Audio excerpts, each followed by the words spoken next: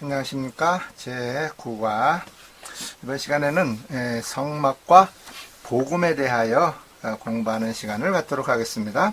먼저 성막에 관해서 공부하기 전에 이제 이스라엘의 5대 제사와 3대 절기에 대하여 말씀을 드리도록 하겠습니다. 이제 하나님은 예수 그리스도를 통해서 이루실 복음의 비밀을 5대 제사 그리고 대속죄일 3대 절기라고 하는 예표를 통해서 계시를 해주고 있는 것입니다. 하나님은 5대 제사 곧 번제와 소제, 화목제, 그리고 속죄제, 속건제를 통해서 그리스도께서 성취하실 구속사역을 계시해 주셨습니다. 5대 제사는 속죄의 제사, 그리고 성별의 제사, 교제의 제사로 구분을 할 수가 있는 것입니다.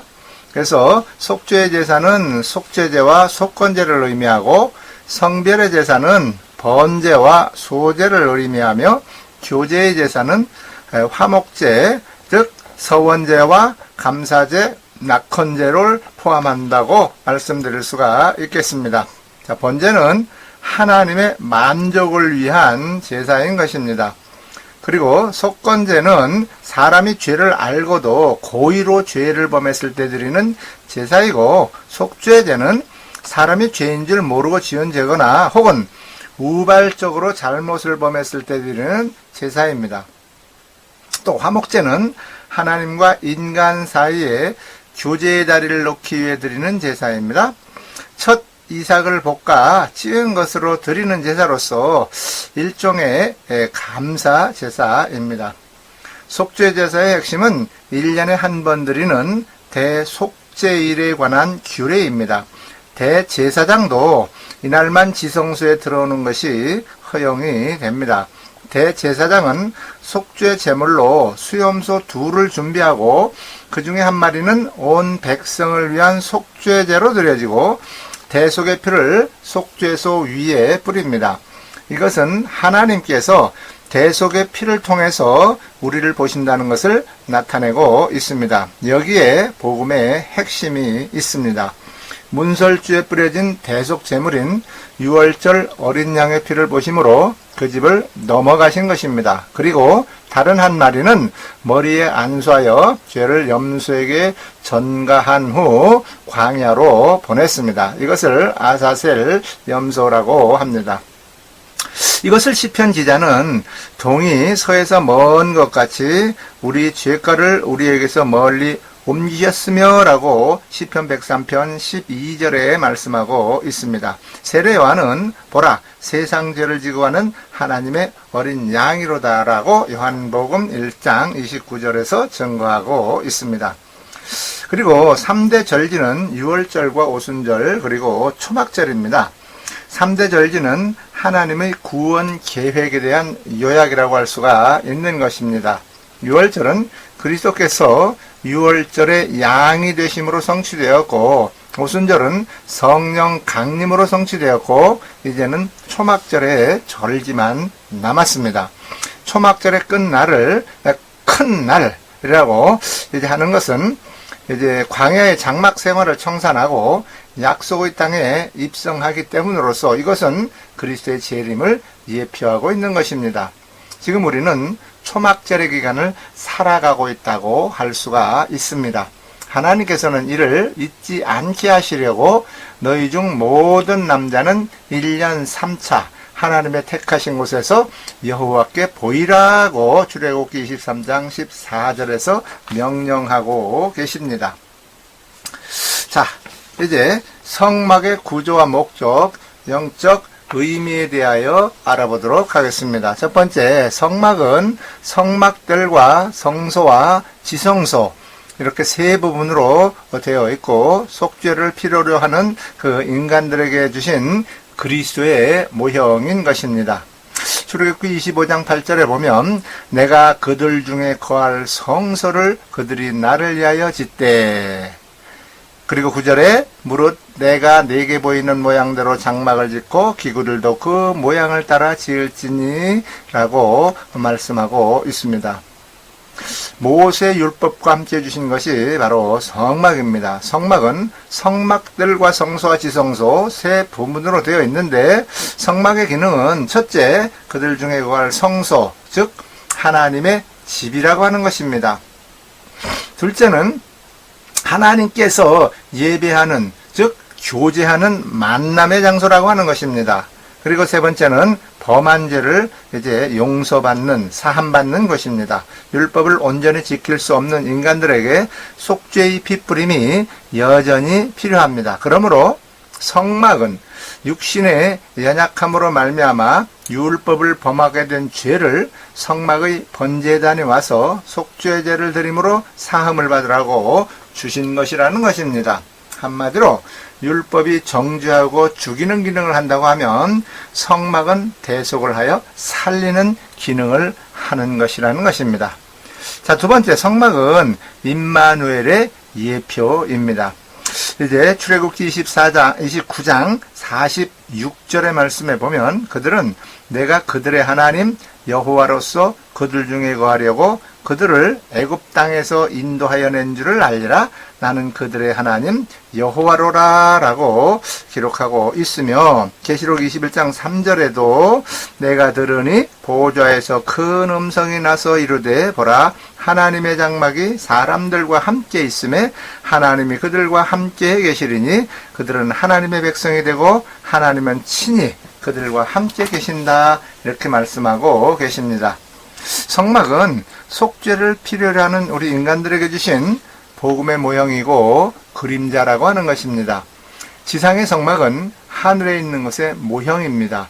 그리스도는 유월절 양, 중보자인 제사장, 생명의 양식은 만나, 생수를 솟아내는 반석으로 계시되시고, 마침내 인간의 장막을 입고 임마누엘 하실 성막으로 계시되고 있다고 하는 것입니다. 구원의 목적은 하나님이 자기 백성들과 동거하시기 위함이라는 것입니다. 성막 계시는 이를 이루시기 위하여 말씀이 육신이 되어 우리 가운데 거하심에, 요한복음 1장 14절 말씀이죠. 이곳에서 성취되는 임마누엘의 모형이라고 하는 것입니다. 세 번째, 성막은 성전된 우리 몸의 모형이라고 하는 것이죠. 고린도전서 6장 19절 20절에 너희 몸은 너희가 하나님께로부터 받은 바 너희 가운데 계신 성령의 전인 줄 알지 못하느냐. 너희는 너희 자신의 것이 아니라 값으로 산 것이 되었으니 그런즉 너희 몸으로 하나님께 영광을 돌리라고 말씀하고 있습니다. 예수님의 성육신의 삶은 하나님의 성전되어 사신 삶입니다. 예수 그리스도의 성육신과 임마누엘 하심과 우리의 죄를 대속하시고 부활 승천하시고 성령 안에서 다시 오셔 복음을 믿는 자 속에 영원토록 거하시는 것은 우리도 예수님처럼 하나님의 성전이 되어 살도록 하시기 위해서라고 하는 것입니다. 성막은 하나님의 성전된 우리 육체의 모형입니다. 성막들이 우리의 몸의 영역이고, 성소는 우리의 혼의 영역이고, 지성소는 우리의 내면에 자리 잡고 있는 영의 영역으로서 하나님이 거하시는 처소입니다. 지성소는 하나님의 증거궤를 두는 장소로서 하나님 임재의 유일한 장소이며 하나님을 만날 수 있는 장소인 것입니다. 우리는 구원받을 때 지성소인 영 안에서 성령의 임재와 하나님의 생명을 경험하며, 성소인 혼 안에서 하나님의 구원의 확신과 은혜의 누림과 거룩한 성품에 참여하며 성막들인 몸 안에서 하나님의 의를 경험하게 되는 것입니다. 자, 이제 성막들의 구조와 기능에 대하여 이제 알아보도록 하겠습니다. 첫째, 성막들에는 번제단과 그리고 물두멍이 있습니다. 지성소에 들어가려면 반드시 성막들을 거쳐 이제 통과해야만, 성소를 이제 지나야만 지성소에 들어갈 수가 있습니다. 성막들에는 제단과 그리고 물두멍이 있는데, 이것은 누구나 성막들에 들어가면 먼저 제단에서 처리받고 물두멍에서 씻음 받아야 한다고 하는 의미입니다. 성막 담장 안쪽은 하나님께 속한 것이요 바깥쪽은 세상에 속한 곳이라는 것입니다. 성전들은 세상에 속한 것들을 십자가로 처리받고 성령의 씻음으로 이제 하나님의 의를 얻게 되는 것을 의미하고 있습니다. 자, 번제단은 희생의 제물이 되신 그리스도의 모형인 것입니다. 히브리서 9장 11절 이하에 그리스도께서는 장래 좋은 일의 대제사장으로 오사 손으로 짓지 아니한 것 곧 창조에 속하지 아니한 더 크고 온전한 장막으로 말미암아 염소와 송아지의 피로 하지 아니하고 오직 자기의 피로 영원한 속죄를 이루사 단번에 성소에 들어가셨느니라 라고 말씀하고 있습니다. 번제단은 놋 향로로 만들었습니다. 번제단에서 죄를 대신해 죽는 희생의 양은 메시아의 예표인 것입니다. 그리스도가 오셔서 영원한 속죄 제사를 단번에 드리심으로 모든 것을 다 이루셨다고 하는 것이죠. 세상 죄를 지고 가는 어린 양 예수 그리스도가 이제 십자가에 대속의 피를 흘려 죽으심으로 인하여 우리의 과거와 현재와 미래의 모든 죄는 도말되고 이제 사함을 받게 된 것입니다. 하나님께서는 죄를 다시는 기억지도 아니하시며 우리는 다시 죄를 위하여 제사 드릴 일은 없다 하는 것입니다. 자, 이제 물두멍은 중생의 씻음을 의미하는 것입니다. 이제 디도서 3장 5절에 보면 우리를 구원하시되 우리의 행한 바 의로운 행위로 말미암지 아니하고 오직 그의 긍휼하심을 따라 중생의 씻음과 성령의 새롭게 하심으로 하셨다라고 말씀하고 있습니다. 여기서 중생의 씻음이라고 하는 것은 성령의 거듭남을 의미한다고 할 수가 있습니다. 번제단에서 불로써 심판받은 후 물두멍에서 중생의 씻음이 필요합니다. 물두멍은 놋을 쳐서 만든 것으로서 놋은 회막문에서 수종드는 여인들의 거울로부터 나온 것입니다. 거울의 목적은 자신의 참 모습을 비추어 주고 드러내는 역할을 하고 있습니다. 우리의 타락한 상태는 물두멍에서 드러내야 하고 성소에 들어가기 위해 정결하게 씻어야 하는 것입니다. 번제단이 죄에 대한 심판이라고 한다면 물두멍은 중생의 씻음을 의미하는 것입니다.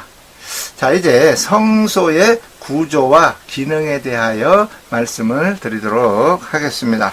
성막들에서 번제단의 불사름과 심판과 그리고 번제단 불사름의 심판과 그리고 물두멍의 중생의 씻음을 지난 다음에 이제 성소 안으로 들어가 하나님의 거룩을 경험해야 하는 것입니다.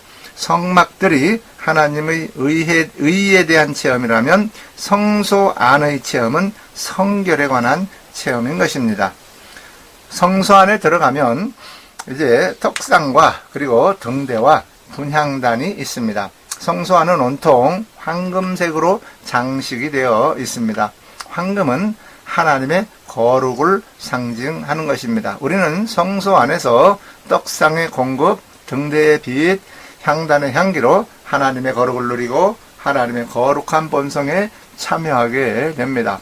우리는 성소 안의 금을 체험하여야만 하나님의 건축에 참여할 수가 있는 것입니다. 이는 하나님의 교회는 세례받음으로 옛사람을 장사 지내고 부활로 인도하는 구속, 곧 새 삶이 시작되는 것을 의미하는 것이라고 할 수가 있습니다.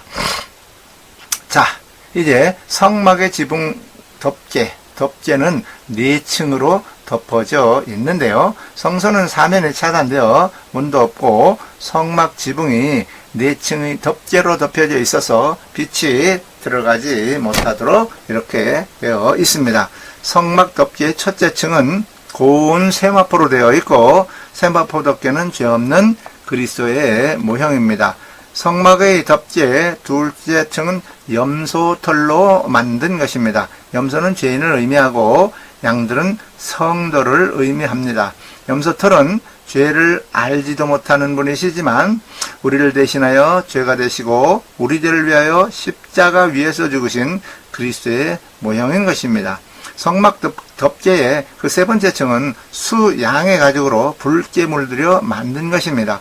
예수 그리스도는 하나님의 요구와 우리의 요구를 충족시키는 구속을 성취하신 분으로서 피 흘리심으로 우리 대신 심판받으셨음을 가르쳐주고 있습니다. 성막 덮개의 넷째 층은 해달의 가죽으로 만든 것입니다. 해달의 가죽은 태양열, 비바람 등 재해와 공격으로부터 보호할 만큼 질기고 튼튼한 재료인 것입니다. 이것은 그리스도는 우리의 영원한 안식처요 보호자가 되시는 주님이심을 예표하고 있습니다. 이와 같이 성막 덮개는 흠이 없으시지만 우리 죄를 대신하였고 피 흘리심으로 우리를 죄와 사단의 공격에서 영원히 보호하시고 우리의 죄를 용서하여 주신 예수 그리스도를 가르쳐주고 있는 것입니다. 자, 다음에 떡상 위에 진설병은 생명의 떡, 양식이신 그리스도를 예표하고 있습니다. 이제 조각목으로 만들고 정금으로 입힌 그 떡상은 하늘에서 내려온 산떡이신 예수 그리스도의 예표가 됩니다. 요한복음 6장 31절에 주님께서 친히 예수님께서 말씀을 해 주셨습니다. 생명의 떡이신 그분을 먹고 마심으로 하나님의 거룩한 몸에 참여할 수가 있습니다. 거듭난 그리스도인은 기록된 말씀만이 양식이 되는 것입니다. 자, 그리고 이제 성소 안에 있는 등대는 생명에 비치신 그리스도의 상징이라고 하는 것입니다. 이제 성소 안은 입출구도 창문도 없는 완전히 임봉되고 차단된 그러한 방입니다. 오직 등대에서 발치는 빛만이 유일의 빛이라고 하는 것이죠. 성소 안에 등대의 빛은 거룩한 빛을 상징하고 있습니다.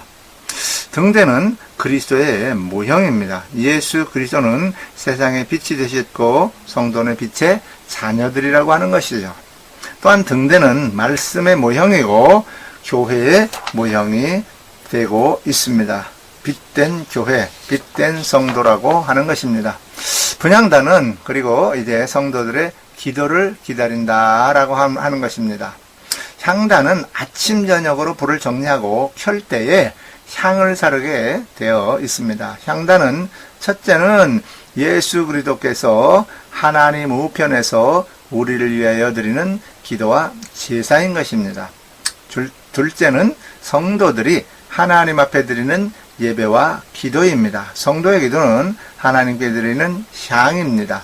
또한 향은 다른 사람을 섬기는 봉사로도 비유할 수가 있습니다. 빌립보서 4장 18절에 같은 말씀이 기록되어 있습니다. 자, 다음은 지성소의 구조와 기능에 대하여 알아보도록 하겠습니다. 지성소는 하나님을 만나는 유일한 장소일 뿐만 아니라 하나님이 언약궤가 놓여 있는 성막의 가장 깊은 곳이라고 하는 것이죠.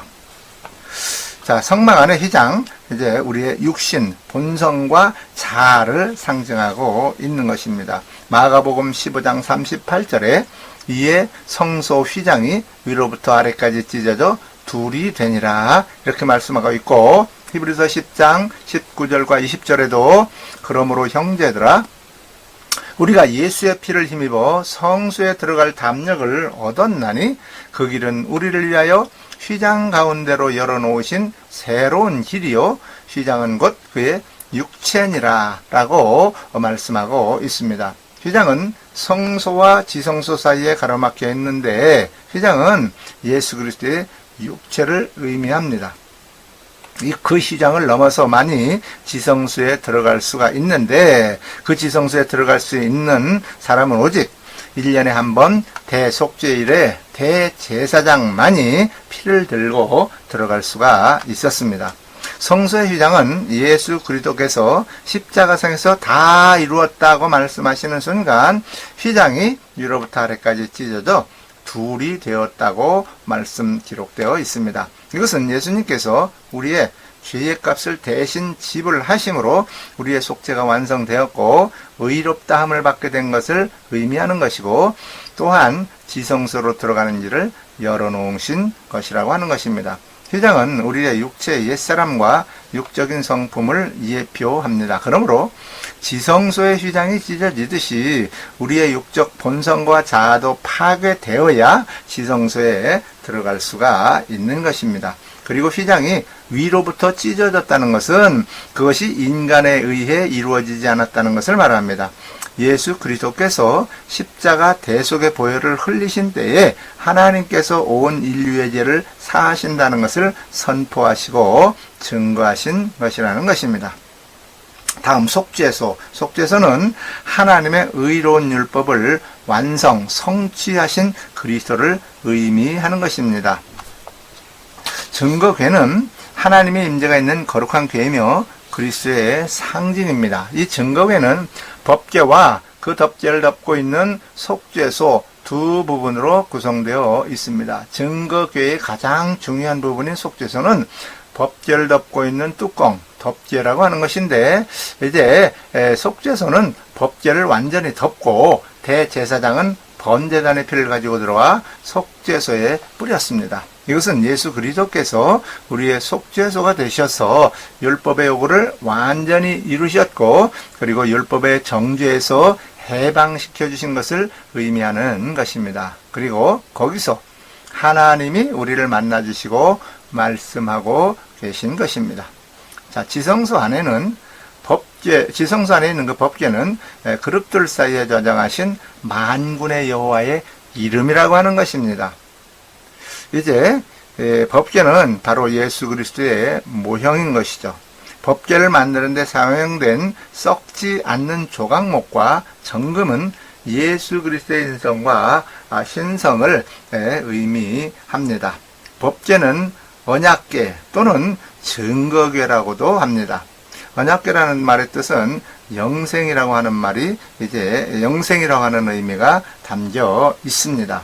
언약궤 속에는 십계명 돌판과 그리고 만나 담은 항아리 그리고 아론의 쌍난 지팡이가 감추어져 있습니다. 이것은 율법의 정죄로 죽을 수밖에 없는 죄인들을 하늘의 만나이신 그리스도로 말미암아 영원한 생명을 얻게 하실 것을 의미하는 부활의 예표가 되는 것입니다. 그러므로 언약궤는 하나님께서 영원한 때 전부터 약속하신 영원한 생명의 약속을 담고 있으므로 하나님의 이름으로 불리게 된 것입니다.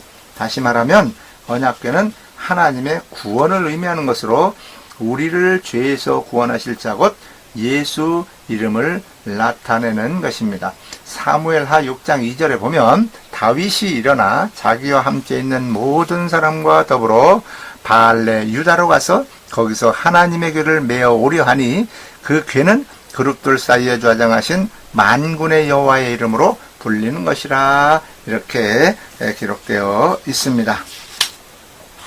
자, 이제 마지막으로 구약의 대제사장과 그리스도에 대하여 말씀을 드리도록 하겠습니다. 그리스도는 이제 대속 제물이 되실 뿐만 아니라 대제사장도 되신 것입니다. 히브리서 4장 14절에 보면 그러므로 우리에게 큰 대제사장이 있으니 승천하신 자 곧 하나님의 아들 예수시라 우리가 믿는 도리를 굳게 잡을지어다 라고 히브리서 8장 1절에도 말씀하고 있고요. 히브리서 7장 25절에는 그러므로 자기를 힘입어 하나님께 나아가는 자를 온전히 구원하실 수 있으니 이는 그가 항상 살아서 저희를 위하여 간구하심이니라 기록하고 있습니다. 그러면 구약의 대제사장과 그리스도가 다른 점은 또 무엇일까요? 첫 번째, 구약의 대제사장은 생축을 반복해서 드렸지만 그리스도는 단번에 자기를 드려 이루셨다라고 히브리서 7장 27절에 말씀하고 있습니다. 또 두 번째, 구약의 대제사장은 먼저 자기를 위하여 속죄제를 드렸지만 그리스도는 영원히 온전케 되신 아들을 세우셨다라고 되어 있고, 또 세 번째, 구약의 대제사장들은 죽음을 인하여 그 숫자가 많았지만 그리스도는 영원히 계신 거로 그 제사 직분도 갈리지 아니한다고 말씀을 하고 있습니다. 그러므로 대제사장이 되셔서 자신을 제물로 드려주시면서 다 이루었다고 요한복음 19장 30절에 선언하셨을 때에 휘장이 열리고 하나님 앞에서 추방을 당하였던 죄인들에게 하나님 앞으로 나아갈 수 있는 길을 열어 주신 것이라고 하는 것입니다. 그리고 하나님은 이제 택하신 백성을 성막으로 인도하실 뿐만 아니라 모두 제사장이 되기를 원하십니다. 모두가 하나님과 그리스도의 제사장이 되어 그리스도와 더불어 왕 노릇하시기를 이제 원하시며 진정으로 하나님만을 섬기는 제사장이 되어 하나님과 연합되기를 원하고 계시는 것입니다. 베드로전서 2장 9절 말씀 읽고 마치겠습니다. 이제 오직 너희는 택하신 족속이요 왕같은 제사장들이요 거룩한 나라요 그의 소유된 백성이니 이는 너희를 어두운 데서 불러내어 그의 기이한 빛에 들어가게 하신 자의 아름다운 덕을 선전하게 하려 하심이라 말씀하고 있습니다. 오늘은 이제 9번째 성막과 복음에 관하여 공부를 하였습니다. 감사합니다.